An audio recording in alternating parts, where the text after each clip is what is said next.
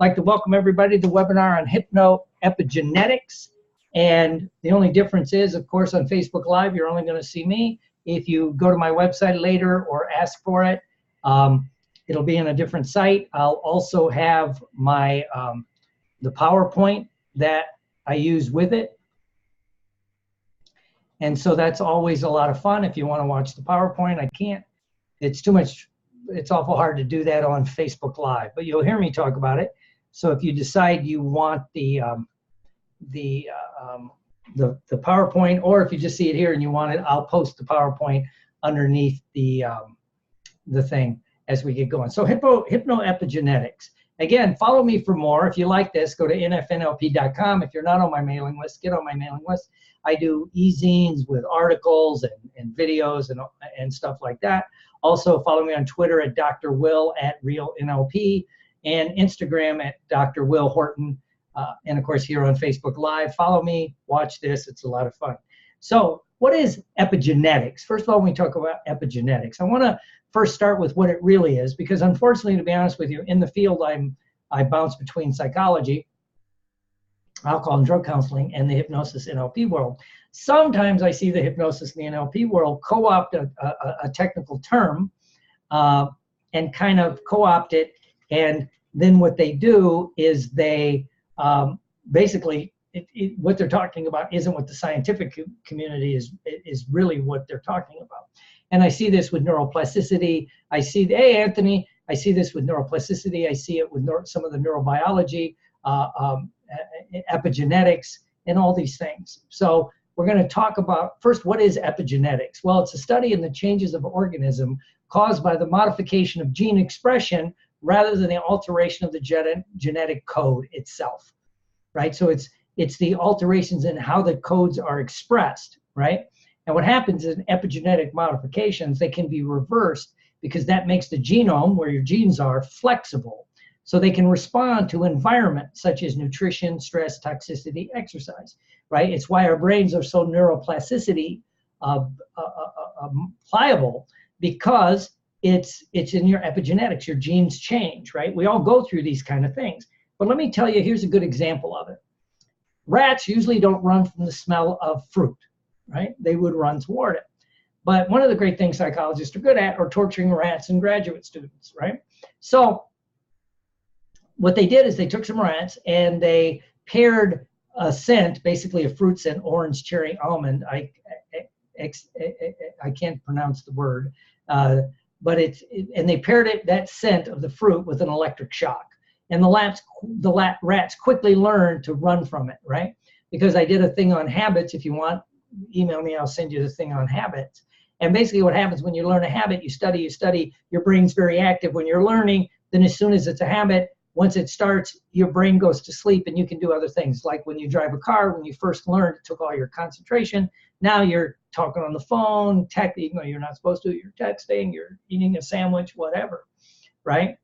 So that's what happened with these rats. Their brains learned it. Now along the way, because now we can measure it, they had extra neurons grow in their noses and in the smell processing centers of the brains that linked them to that scent. So when they had that odor, that scent in the air, they went into fear response and would run away. And it was a self-survival mechanism, right? Because your whole brain your only job in life is to stay alive and pass on your genes. That's what we're trying to do, right?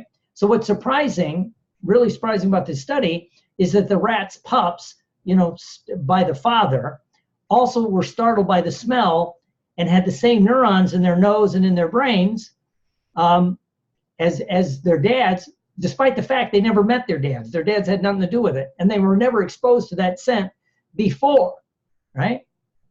So it turns out that instilling their fear in the rats did change the genetic code, but not in the DNA itself. And it's how the DNA was read and used in the rats' bodies. This is fascinating because it has uses for us. Because what happens is there's chemical switches. There's chemical switches that in our DNA that turns gene on and off. Basically, it tells your genes what proteins to make. Really, all you are is a huge protein generating machine. And the proteins express themselves as your behavior, how you look, how you act, all this stuff. right? And we all go through these things when genes turn on and off. Most of us can relate when you went into puberty. One day you seemed like a little kid, the next day something happened. There was a genetic switch, and suddenly you started growing hair where there wasn't hair before. Maybe you had a growth spurt, you got muscle, if you were a male. You changed your taste. Things changed like that. The genes were turned on and you went down a different path, right? These are called epigenetic tags. And it's also why, like, when it happens, when you're forming, a kidney cell, a stem cell turns into a kidney cell, another stem cell turns into another stem cell will turn into a nerve or whatever. It's cool stuff, right? And again, this is what happens. There's some kind of thing in your environment or something triggers this for this epigenetic tag to go off, right? And there's some studies now about, like, why are kids going into puberty earlier than ever before? Is it the hormones in the milk? We're always looking for a simple answer. Hey, Miss Messer, say hi, click like and share. So what happened is, kids going into puberty. Is it, like we said, the hormones in the meat and the milk and chemicals and all that? Maybe that's part of it. Maybe that sets it off. Maybe it's the fact we have a highly sexualized world where it, again, it's all about just survival. So maybe that could be a lot of things. But we don't know, all these switches, they're not set in stone, right? But what happened with these rats is the smell sensing gene got thrown into overdrive, and it was passed on to their offspring for survival, because now the male is passing it on for survival. What's interesting is when you were formed in your mother's womb, the egg that generated you was formed in your mother when she was in your grandmother's womb, all right? And actually, some of that goes back to your great-grandmother. When she was in the womb, certain things were forming that was going to get passed on, right? So, like, in my case, I'm like a 100-year-old egg, right? Just kind of interesting stuff. So what we want to do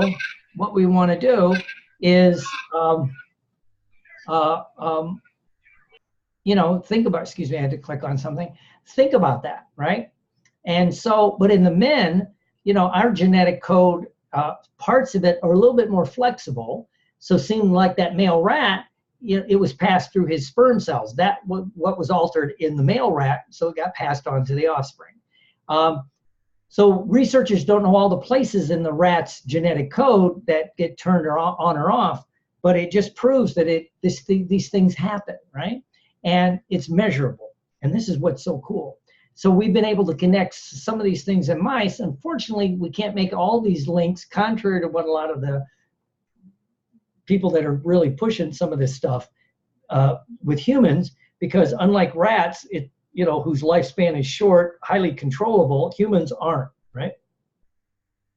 So, but we are learning more and more all the time. This is what gets so exciting, because your thoughts can cause a gene to be expressed or inhibited. In other words, turned on or off, right? In rodents, where the experiments can be controlled, not just observed, we've shown the behavior in the brain and the body, and then we can actually, study their genetic genome and look at what actually changed and things like this. So, and what turns on and off genes in, like, rats and monkeys will also work on humans. There was another study done. What they did is with rats, they know that female rats, much like humans, the parenting instinct in a female rat falls on a continuum from, like, the baby's born, the pup is born, they're licked all the time, they're nurtured, they're coaxed, they're constantly, fussed over, all the way to the rats that basically let their pups die, right? But there's a whole continuum. So what they did is they took some genetic clones. So the rats were genetically identical, and then when the rats were born, they took them from the birth mother and put them with, surrogate rats. But some of the rats were nurturing. Other rats, not so much, but the rats that were highly nurturing, starting from the instant they were born, they were licked and cuddled and taken care of. And the rats that weren't, they turned out to be different rats, even though they were genetically identical. The rats that were nurtured, licked, and really, especially in those first few moments of birth, you know, they grow brown, they were healthy, they lived longer, they weren't obese, yada, yada, yada. The rats that weren't genetically identical were yellow, sickly, ended up being obese with diabetes, all these other health issues. Interesting stuff, right? So it was the nurturing right after that maybe turned on these genes, right?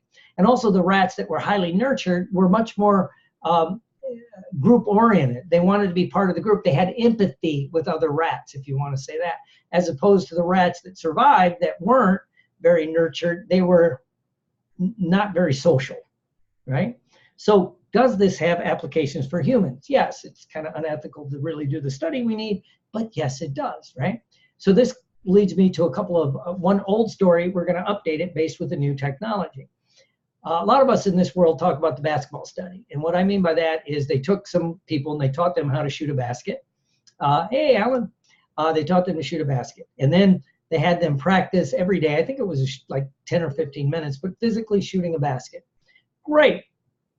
Then they took a group, taught them how to shot a basket. Great. And then said, come in every day for 10 or 15 minutes. You're going to visualize shooting the basket. Great. Right. And then they took a group and basically did nothing. Right, taught them to shoot, but they didn't have to do anything, right? Anyway, on the follow-up, of course, the group that actually practiced, let's say they started shooting 7 out of 10. But the group that didn't actually physically practice, but mentally practice, shot 6 out of 10, right? So it was almost as good without the physical activity, right? And then someone did the study later and actually had another group shoot every day for 10 minutes, then practice every day, correcting the errors in the real time. So instead of shooting 7 out of 10 in their brain, they hit every basket. And then, of course, on a follow-up, they shot like 9 out of 10. So that was a cool study. We used it a lot to talk about visualization and all this stuff. Now, we can update this with a really cool one done with brain imaging. And this really gets to epigenetics and neuroplasticity. They took some people and they taught them a one-handed piano exercise, right? And they said, well, come in every day for 2 hours a day, you'll practice this. Now, when they first learned it, they were wiring their brain. And of course, there's new circuits being fired, which you would expect. You're learning something new. So your brain is forming. Cool stuff, right? So we knew that. So again, the group that came in, and then after they learned it, they would come in every day and practice for like 2 hours a day, physically practice. And of course, those brain patterns that were first learned are like almost like hardened because, as they say in neuroplasticity, neurons that fire together wire together. It created a pathway, right? Great. Then they had a group come in, learn it. So they picked it, same thing in the brain. But then they would come in and mentally visualize playing it without physically playing it for about 2 hours, right? Keeping them on track, keeping them focused. Great stuff. And then on a follow-up, their brains were almost the same as the brains of that. And then, of course, they took a group, they did nothing, or they just learned it, so they had the first learning, but they never did anything with it. A week or two later, it was almost gone, right? So this really shows our brains are pliable and learning, right? And this is neuroplasticity in action. Your brain doesn't know the difference in a real or vividly imagined event. This is pretty cool stuff. So again, and then there's been other studies where, you know, like if you lift weights, your muscles are being stimulated. If you vividly imagine lifting weights and put your attention on your muscle, you'll get the same thing, you know, which has led some of the higher end personal trainers that only want to train you when you can really focus on the exercise that you're doing. You know, if you're watching, you know, the news channel as you're like doing an exercise on a machine or you're singing along with the music, your brain's not engaged. It's not as effective because your brain doesn't know the difference between real or vividly imagined event, right? So, you know, for those on Facebook, you can't see it, but I have 2 pictures of a Monet painting, one earlier in his career, one later. And as he got later in his career, the pictures were more like fuzzy looking, right? And so people look at it and go, those are pretty pictures, but you know, you just make a judgment, right? But now, what if I told you that Monet painting, when Monet, you know, he spent his whole life studying light, not just painting, but light. He said how light hits things, changes everything. The light in the morning, the light in the evening. And as he got older, he got cataracts. right? Which changes how you perceive things. So things got fuzzy. If you ever known anybody with cataracts, they tell you things start getting fuzzy. Well, you know, he was approached by doctors and said, we could fix this. We could fix this. Let's get the surgery. And he actually said, why would I want to fix this? I spent 40 to 50 years learning how to see this way. I'm going to paint what I see, right? Now, when you learn that, and then you go back and look at the painting, it changes how you perceive it. And when you change how you perceive it, it changes how it fires in your brain, right? And this really gets to what we talk about with epigenetics, right? Learning changes the perception, right? And there was a guy named Charles Hennell who wrote The Magic Key, one of the first true guys with like new thought stuff. He said you can't have a new belief, which are thoughts repeating over and over, until you have a corresponding brain cell, right? So once you learn something new, if you repeat it, it becomes a pathway, then you can build on it, right? And our brain in humans, we know our thoughts can affect our physical bodies because, again, our brains don't know the difference between a real or a vividly imagined event, which lead us to, can our thoughts make us sick? Can our thoughts make us older than, faster than normal? Can our thoughts make us tired? And if that's true, can our thoughts heal us from this illness? Can our thoughts make us delay aging? Can our thoughts give us energy when maybe we shouldn't have energy? We all know that's true. And now we're figuring out why. And a lot of this has to do with the epigenetics, you know? And again, what have I learned in my 35 years of studying addictions?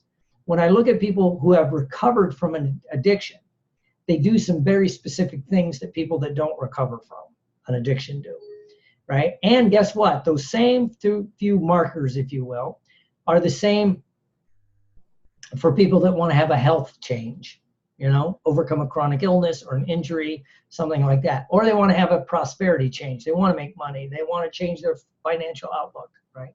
Or a relationship change. The people that change do a few things the same as opposed to those that don't, right?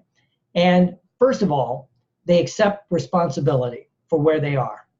And responsibility just means you have the ability to respond differently. So the people that like, we'll use addiction, they go, I'm here where I'm at right now. And it's not about blame, it's things like that. And usually people that really recover from, especially a health issue or a financial issue, they accept responsibility for where they are, right?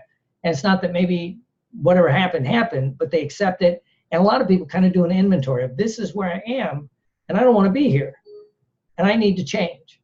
And then they accept that there's an intelligence, like a higher power, if you will, that can help them. You know, whether it's the intelligence that beats your heart, you know, 100,000 times a day, billion times in a lifetime, pumps thousands and thousands of gallons of blood a day without you thinking about it. Digests food, which is, you know, there's like hundreds of thousands of chemical reactions that have to happen in your stomach and then your intestines to grab the food. Yeah, you can't think about that. There's an intelligence, if you will, even if it's just in your genetic code, that keeps you alive, right? So they accept responsibility. They kind of have an inventory of where they are. They want to change. They're willing to change.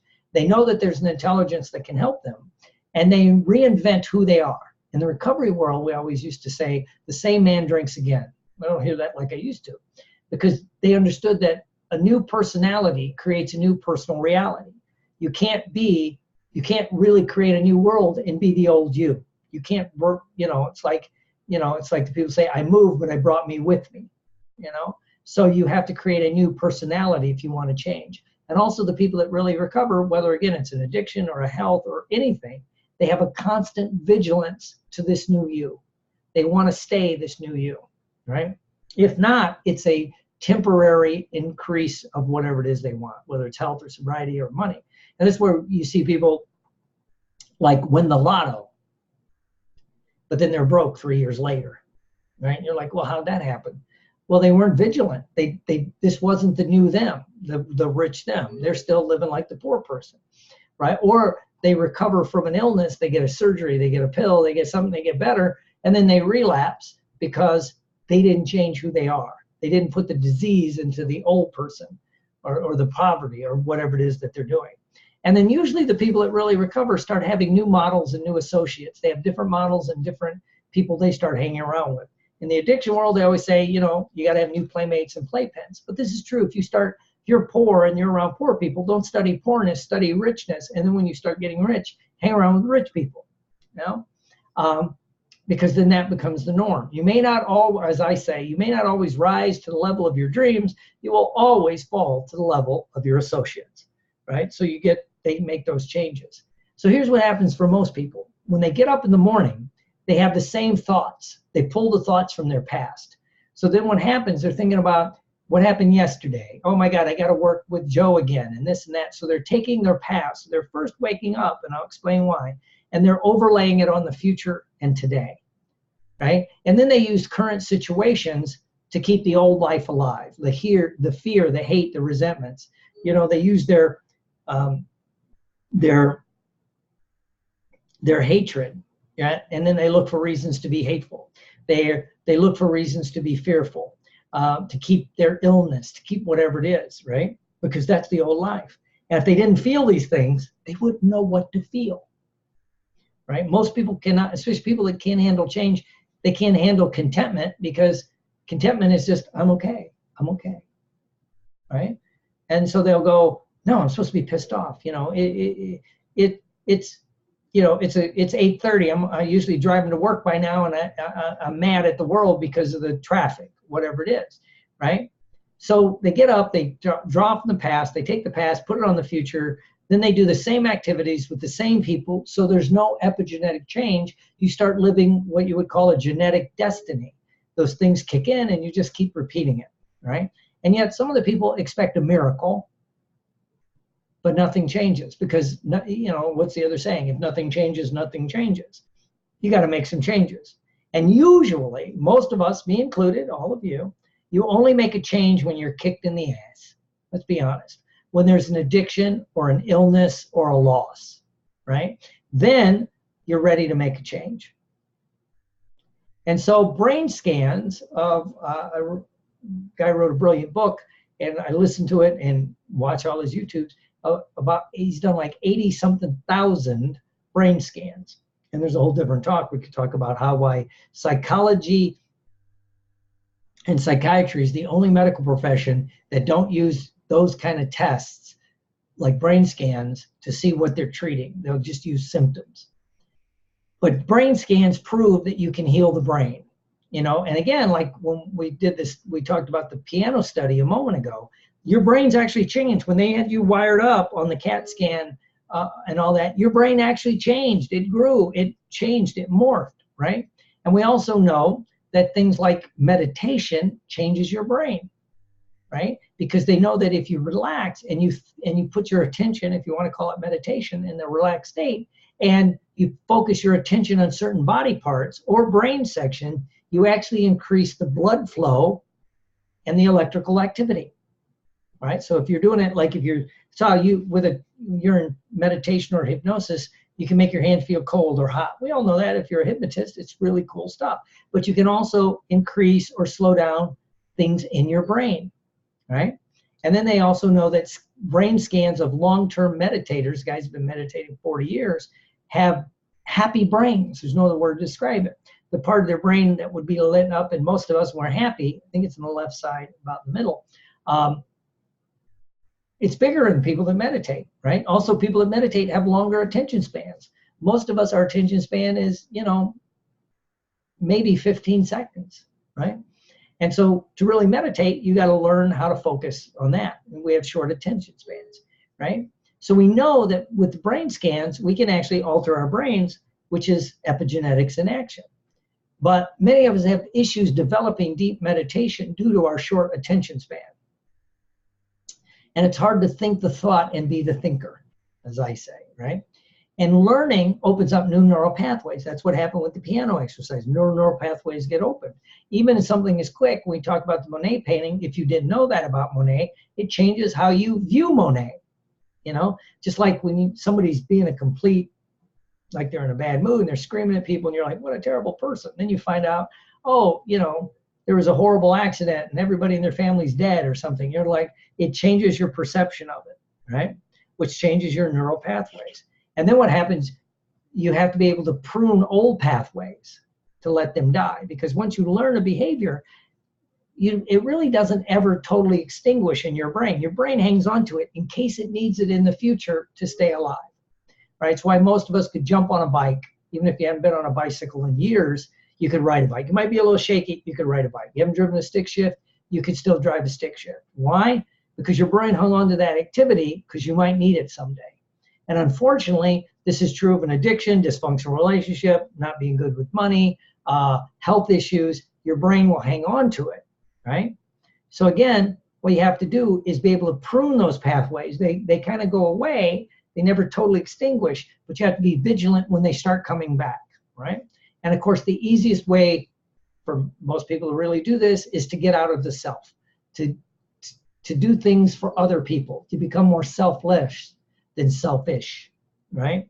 When that happens, magic begins to happen, right? And what we know now, hypnosis and NLP allows us to skip ahead and get the same results as guided meditation does, that takes people years to get to, we can get to in just a few sessions, because we understand what it is. I love a couple of people talk about, this isn't hypnosis, it's a long guided meditation.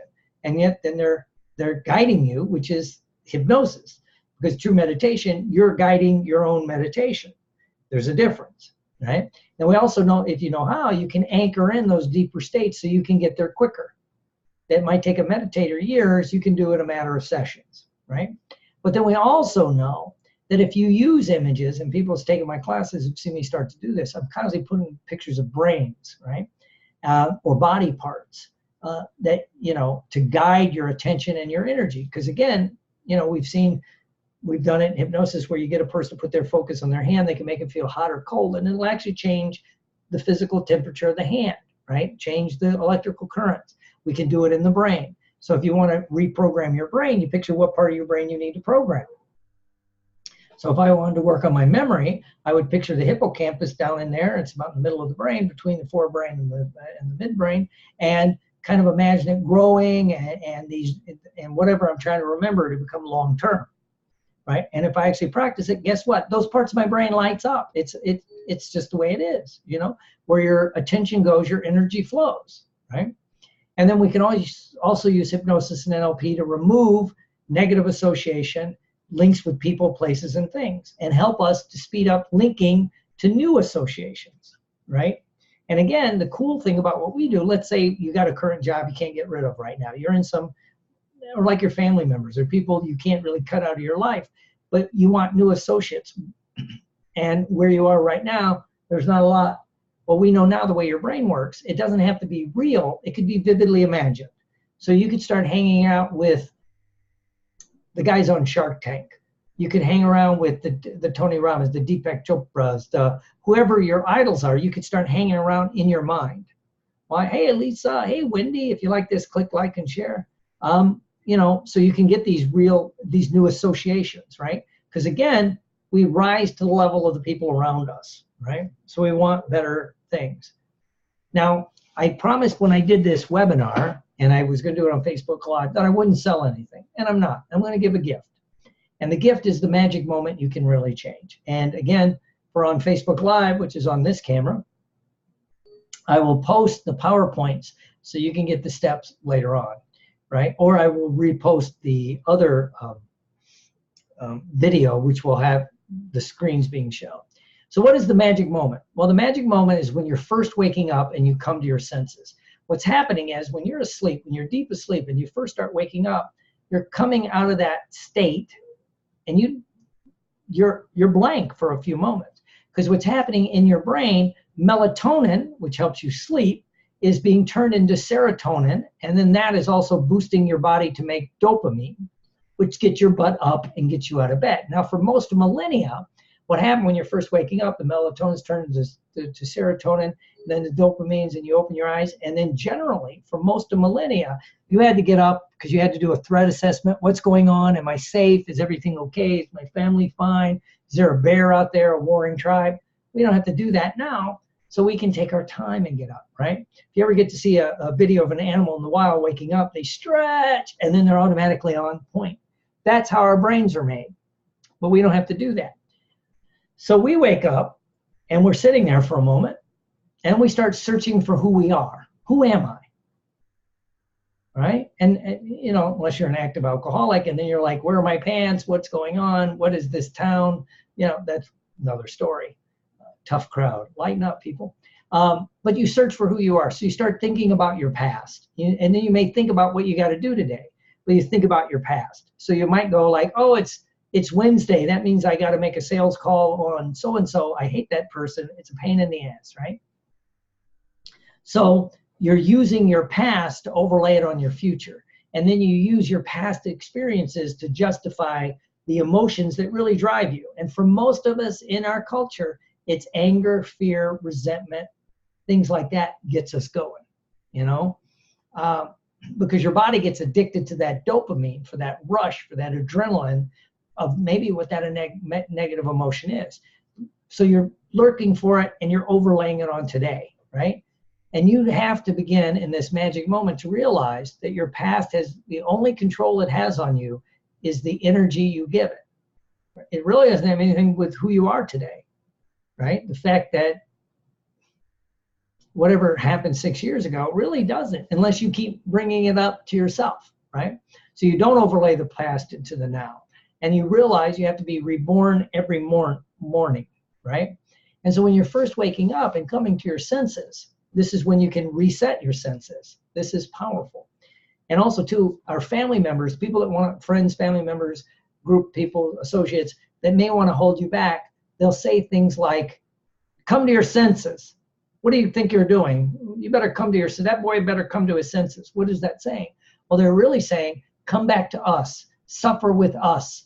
You know, if you leave, what's that say about us? You know, if you quit drinking, being angry, get a better job, create a better life, whatever. If you, and so they'll say, come to your senses, which means come back to us. But when you really come to your senses, you begin to use things to reset your senses. And the biggest sense you have to set is called your reticular activating system.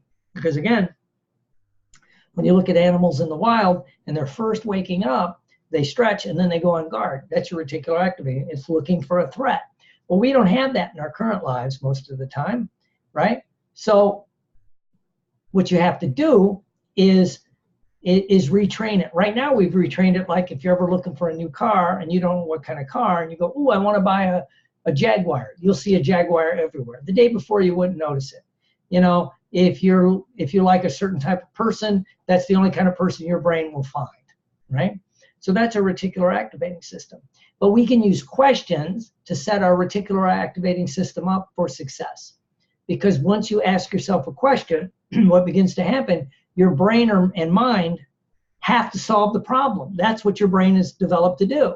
So if you ask it a question, how can I enjoy today? How can I be a better person today? How can I be a better father, a better husband, a better, I guess people want to call it, a better actor, whatever it is, better hypnotist. Your brain goes, oh, you got to do this.